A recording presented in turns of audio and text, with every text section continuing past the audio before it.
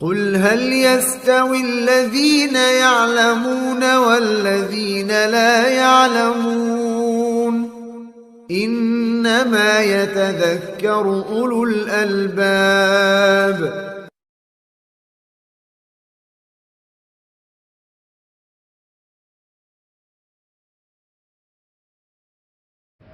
Ikhwan fillah azakumullah, karena itulah penting bagi kita untuk selalu belajar bagaimana berdoa kepada Allah Subhanahu wa Ta'ala. Saya akan membacakan di sini melalui buku yang ditulis oleh Syekh Sa'ad bin Ali bin Wahab Al-Qahtani tentang doa. Apa adab dalam berdoa dan apa saja sebab-sebab diijabahnya doa tersebut. Yang pertama, melakukan ikhlas lillah. Di dalam berdoa hendaklah ikhlas lillah. Berdoa kepada Allah dengan ikhlas.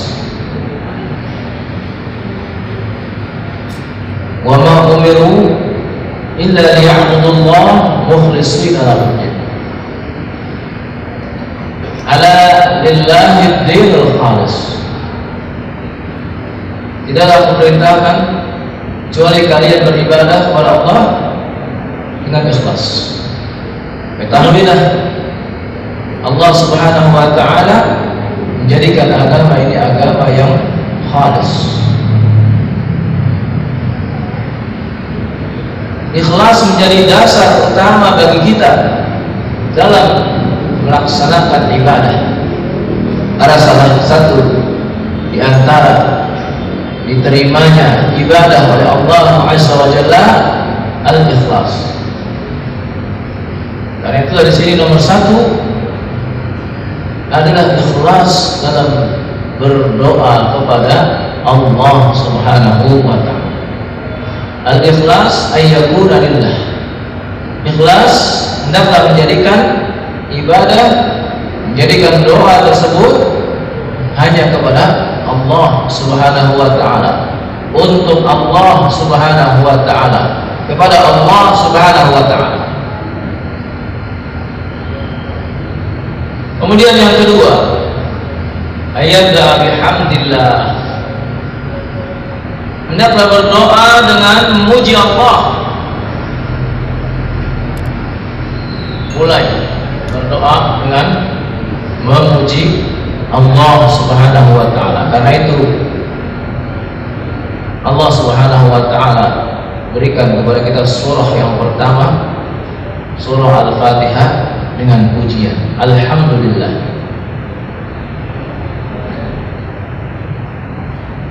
Dimulai dengan memuji Allah Subhanahu wa Ta'ala.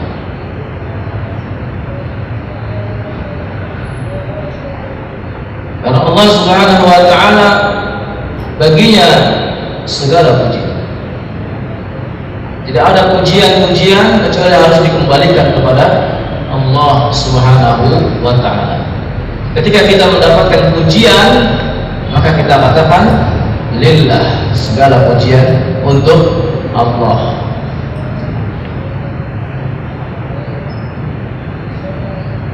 Karena apa yang dipuji terhadap diri-diri kita, hakikatnya semuanya adalah milik Allah Subhanahu wa Ta'ala. Maka kembalikanlah pujian kepada Allah Subhanahu wa Ta'ala. Kemudian wasana'i alaihi, thumma bis-salati ala Nabi sallallahu alaihi wasallam. Setelah memuji Allah dengan pujian-pujian yang banyak, dan nanti akan ada doa-doa yang isinya adalah pujian-pujian yang banyak kepada Allah Subhanahu wa taala. Misalnya kita berdoa Allahumma lakal hamd. Ya Allah, milikmu lah segala pujian.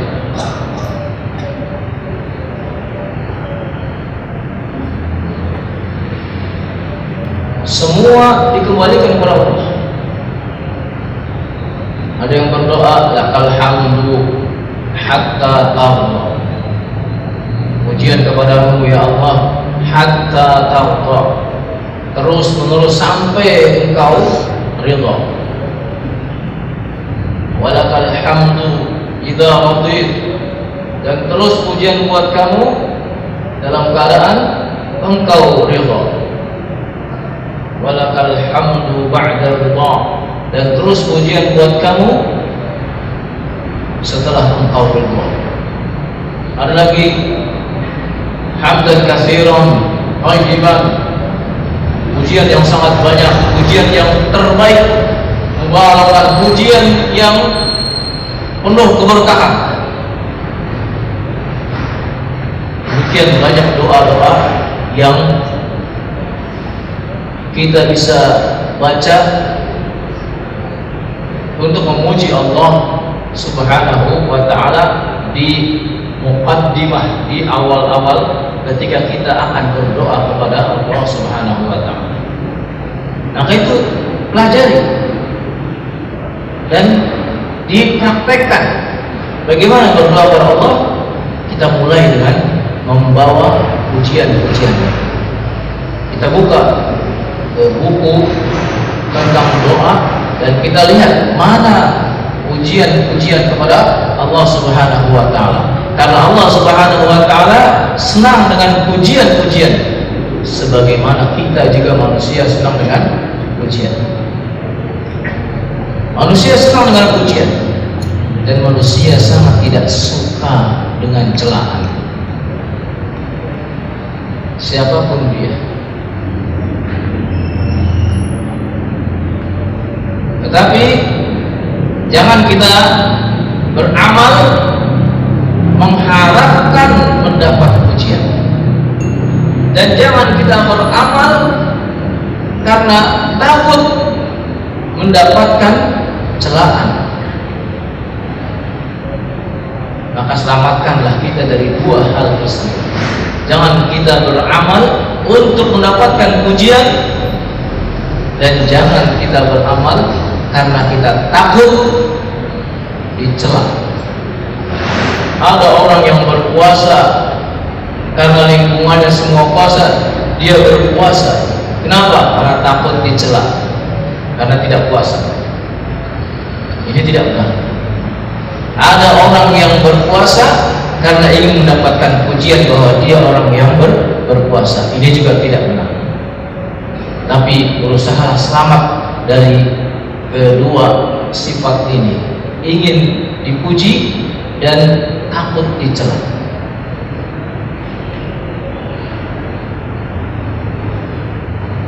Salawat kepada Nabi sallallahu alaihi wasallam sangat banyak. Allahumma shalli ala Muhammad wa ala ali Muhammad kama shallaita ala Ibrahim wa ala ali Ibrahim innaka Hamidum Majid.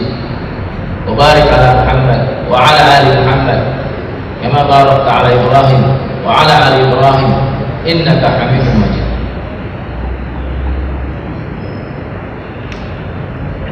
Salawat yang bersumber dari sunnah Rasulullah, artinya yang pernah dibaca Rasulullah, yang pernah diajarkan Rasulullah kepada para sahabat. Karena tidak ada sahabat yang mengajukan kepada Nabi salawatnya. Tidak ada satupun sahabat yang mengajukan kepada Nabi salawatnya. Tidak ada. Maka kita tidak butuh. Kita tidak berhasrat. Kita tidak berminat kepada salawat-salawat yang bukan dari Rasul sallallahu alaihi wasallam. Salawat yang dari Rasul saja banyak yang kita nggak hafal. Coba, ada nggak di antara antum yang hafal salah satu salawat yang selain Allahumma sholli ala Muhammad wa ala ali Muhammad? Siapa yang hafal coba? Selawat apa? Ayo, angkat tangan. Ada 3? Ada 3? Yang hafal satu selawat dari sunnah Rasul, ya? Nggak ada yang hafal? Rasul pernah berdoa, Allahumma taqabbal syafa'ati Muhammadin kubra warfa' darajatahu al-ulya wa a'tahu sulahu fil akhirati wal ula. Ini salah satu salawat, dan banyak lagi salawat yang lain yang perlu kita baca dan kita pelajari. Mulailah berdoa setelah memuji Allah dengan mengucapkan salawat, dan mengakhirinya juga dengan salawat.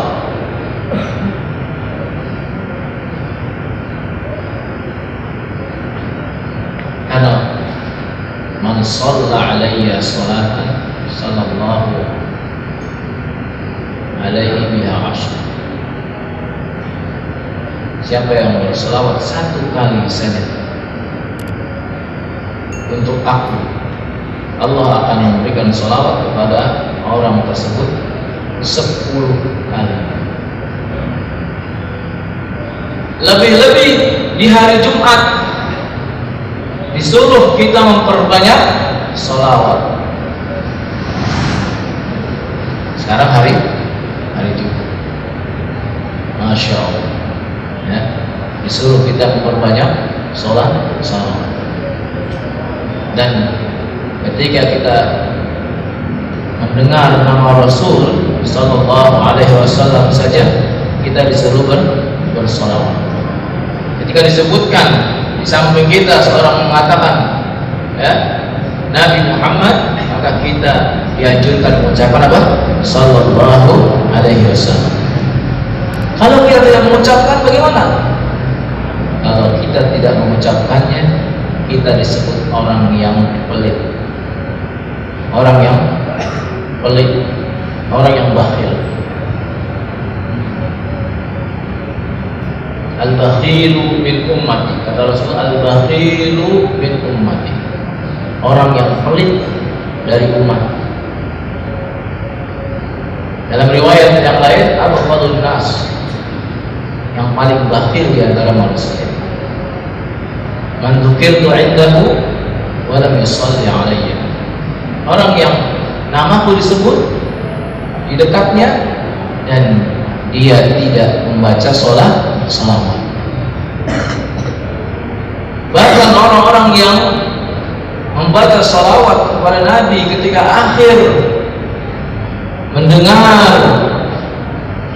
azan, apa ganjarannya? Apa ganjarannya? Apa? Syafaat. Syafaat.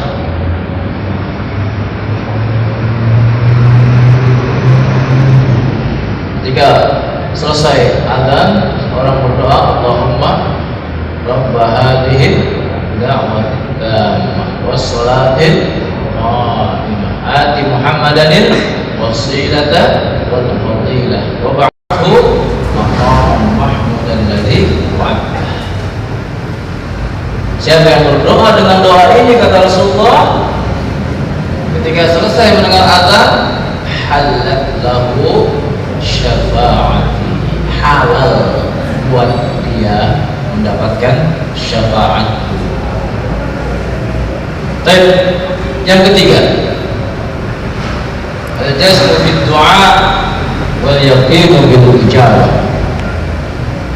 Hendaklah seorang al-jazm, bersungguh-sungguh dalam berdoa, wal yaqinu bil ijabah, dan dia harus yakin bahwa doanya itu diijabah oleh Allah. Ini harus ada ketika kita berdoa kepada Allah. Oleh karena itu, dicela orang yang berdoa tapi tidak bersungguh-sungguh. Ya, misalnya orang yang berdoa, Allahumma ighfirli in syi'ta, ya Allah ampunilah aku kalau engkau mau. Minta ampun tapi apa? Kalau engkau mau. Nah ini celah. Tidak boleh seorang berdoa seperti ini. Berdoa, ya Allah ampuni aku kalau engkau berkehendak, ya Allah. Jangan. Ya. Ini doa yang tercela. Karena apa? Karena mencela Allah Azza wa Jalla. Karena Allah katakan ujibu da'watad da'i idza da'an. Aku akan kabulkan. Jadi jangan ragu-ragu kepada Allah Subhanahu wa taala. Ketika seorang ragu-ragu kepada Allah, maka dia telah berburuk sangka kepada Allah Subhanahu wa taala. Minta kepada Allah wa anta muqinun bil ijabah, dan kamu harus yakin bahwa Allah mengijabah doamu. Bersungguh-sungguh minta kepada Allah dengan sungguh-sungguh. Tidak boleh meminta kepada Allah dengan malas, sebagaimana orang-orang munafik. Apabila dia salat malas, berdoa juga malas,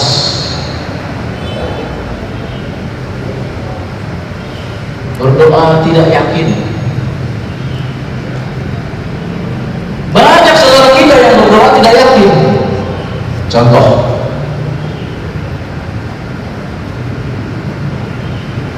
dia panggil orang,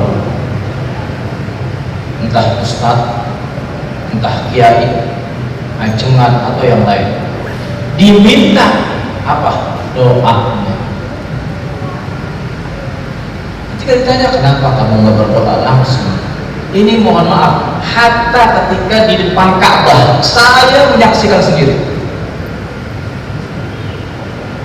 orang sudah di depan Ka'bah, dan waktu itu musim haji, saya bertemu dengan orang-orang Indonesia sedang berkumpul di depan Ka'bah. Lalu saya tanya, kenapa Pak pada kumpul di sini semua Pak? Mereka jawab, ini kita lagi nunggu giliran didoain oleh kiai. Masya Allah. Pak, Bapak sudah di depan Ka'bah, Bapak langsung saja berdoa. Apa jawabnya? Wah, kalau kita nggak yakin ijabah, mendingan mengalami Pak Kiai supaya ya yakin. Masya Allah. Inilah pendidikan yang keliru, pendidikan yang salah, sehingga waktu yang demikian banyak dilalaikan. Lebih-lebih sudah di hadapan Ka'bah, di depan rumah Allah Azza wa Jalla. Dan kita menyaksikan banyak orang yang ketika dia disuruh langsung berdoa karena Allah berfirman iyyaka na'budu wa iyyaka nasta'in, dia menjawab, kalau kita mah banyak dosa, kalau kita mah nggak tahu doanya dikabulkan atau enggak, mendingan minta kepada ajengan, minta kepada ustaz, minta kepada kiai. Ini kan salah satu yang menyebabkan doanya tersebut hilang, karena tidak ada keyakinan, karena tidak ada azam meminta kepada Allah, sehingga menyebabkan doanya ditinggalkan oleh Allah Azza wa Jalla. Baik, yang keempat, mungkin 4 poin dulu ya pada kesempatan kali ini. Yang keempat, al-ilhah fi du'a wa 'adamul isti'jal. Dalam berdoa, seseorang itu harus ilhah. Apa itu ilhah? Anak kecil minta sesuatu kepada orang tuanya,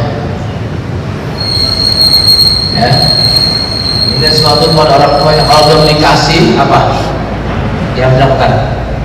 Nah, merengek sampai dikasih. Itu namanya ilhah.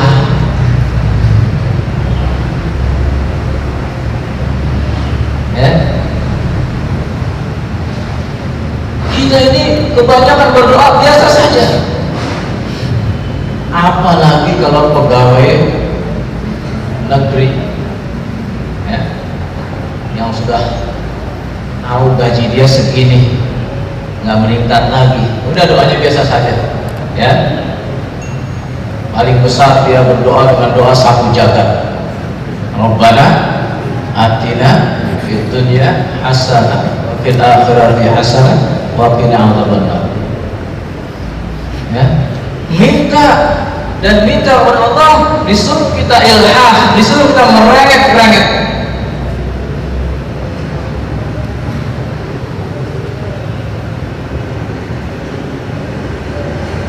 Makanya kita lihat anak-anak kalau merengek, bagaimana keadaannya?